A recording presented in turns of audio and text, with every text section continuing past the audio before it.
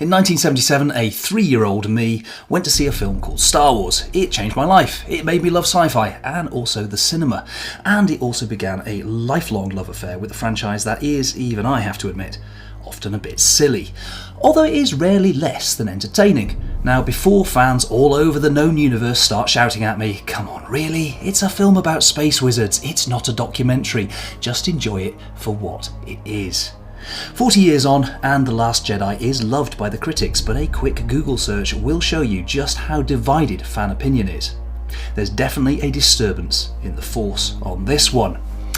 On one hand, there are those who dislike it, and they really, really dislike it. From what I can make out as I'm reading the comments online, the negative camp feels that the film's revelations, which are many and various, are an example of too much feint and misdirection. Much that was in the trailers turns out to just be disingenuous fan baiting, sort of smoke and mirrors gone wrong, if you will. Sorry. The negative camp also points to tonal issues that arise from the humour, which the negative camp generally doesn't seem to like very much, and the callous and casual dispatch of certain characters that were previously hinted at as important, maybe even pivotal to the story. Not to mention the demise of at least one major character in a way that some feel was a disservice not only to that character's arc, but also to the Star Wars canon as a whole. On the other hand, you've got the pro camp, currently in the lead on Rotten Tomatoes, but not by much. As I wrote this review, RT audience scores currently have the film at a rating of 56% against the critics' rating of 96 positive.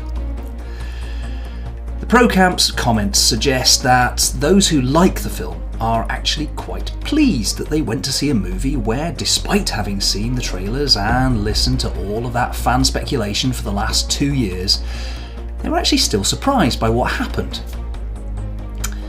The pro camp also likes the fact that some of the much hyped revelations went in a direction that managed to subvert their expectations, with at least one of the very big revelations being a surprisingly downbeat affair. Now, whether you cleave to the pro or the negative point of view, it's hard for anyone to deny that there are some amazing set pieces here. The direction and the editing in the action scenes is as tight as any that I've seen in this saga. Just look at the opening space battle and the escape from the rebel base, or the lightsaber battle in Snoke's throne room. There's also some inspired moments of visual storytelling, the mirror-repeated Rey in the cave, the drop out of all the sound at the point of a particular ship's destruction. There's a lot here that's creative and innovative. And of course, there's the music and the sound design, which are superb.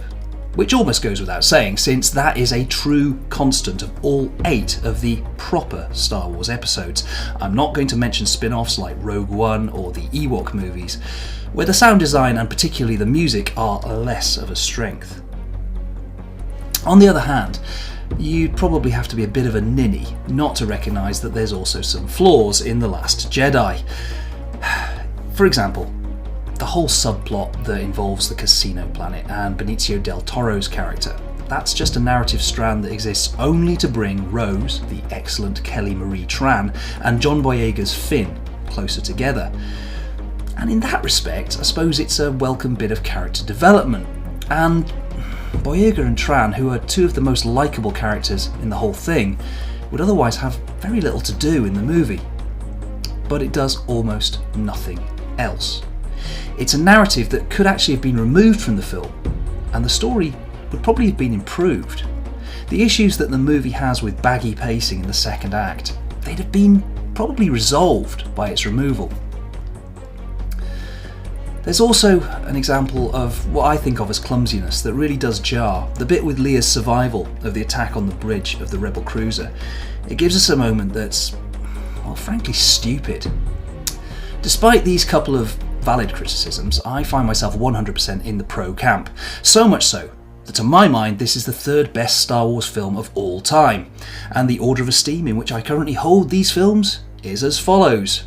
Number 1, no surprise, Empire Strikes Back, a flawless 10 out of 10 movie.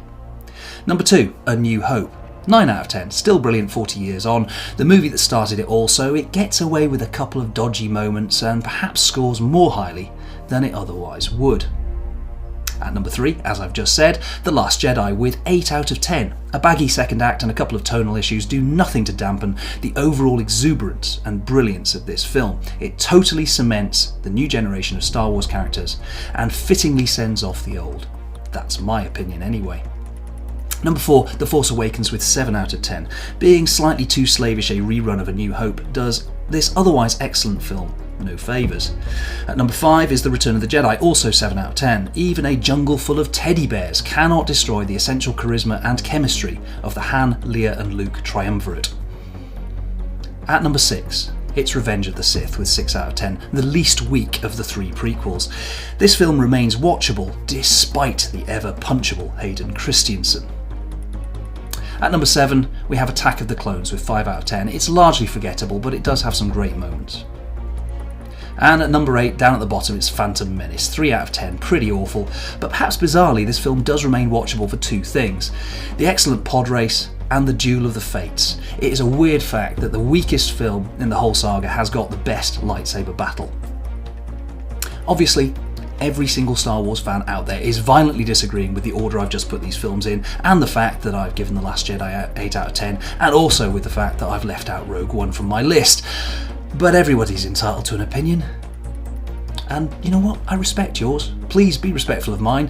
It's at least something that I've given some thought to, even though you think that I've completely got it wrong. So that's it for this review. Please like and subscribe to Magic Lantern TV, and do feel free to comment to tell me just how wrong, or maybe even right, how that you think I am.